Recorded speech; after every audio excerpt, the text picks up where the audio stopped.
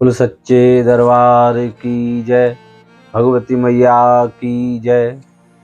नवरात्रि में माँ भगवती के प्रत्येक स्वरूप श्री शैलपुत्री, श्री ब्रह्मचारिणी, श्री चंद्रघंटा, श्री कूष्मांडा, स्कंद माता, श्री कात्यायनी, श्री कालरात्रि और श्री कात्यायनी कालरात्रि महागौरी, श्री सिद्धदात्री की पूजा की जाती है। यह क्रम चैत्र शुक्ल प्रतिपदा के दिन से शुरू होता है। प्रतिदिन जल्दी स्नान करके माँ भगवती का ध्यान और कलश की स्थापना की जाती है।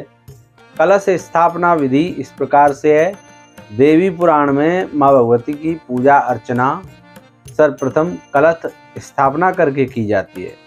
घट स्थापना अर्थात कलश की स्थापना की विधि बताइए। नवरात्रि की काल अवधि में ब्रह्मांड में कार्यरत शक्ति तत्व का घट में आवाहन करके उसे कार्यरत करना कार्य शक्ति कहलाता है।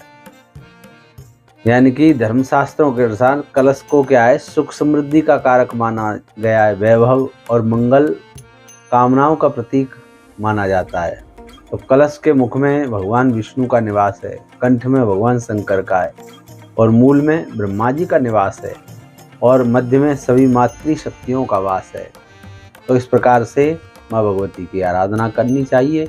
और कलश की स्थापना के लिए सर्वप्रथम जौ बोने के लिए एक मिट्टी का पात्र और उसमें शुद्ध साफ मिट्टी पात्र में जौ रख करके और एक परत जौ की बिछाएं, एक मिट्टी की, एक जौ की, एक मिट्टी की, एक जौ की, एक मिट्टी की, लास्ट में मिट्टी की परत बिछा करके ऊपर से कलश स्थापित करें। कलश के कंठ में मूली बांधें। कलश में एक गंगाजल और जल भर करके कंठ तक जल भर लें। उसमें एक सिक्का, सुपारी, धूप, घास, फूल, इत्र, पंचरत्न ये सब चीज़ें डाल करके कलश में पंचपल्लव लगाएं, 5 प्रकार के पत्ते। इस प्रकार से कलश के ऊपर एक ढक्कन लगाएं, उस पर चावल भरें, उसमें एक नारियल लगाएं। नारियल का जो मुख है वो अपनी तरफ होना चाहिए, उसका मुख। इस प्रकार से नारियल पर कपड़ा लपेट करके ही रखना चाहिए।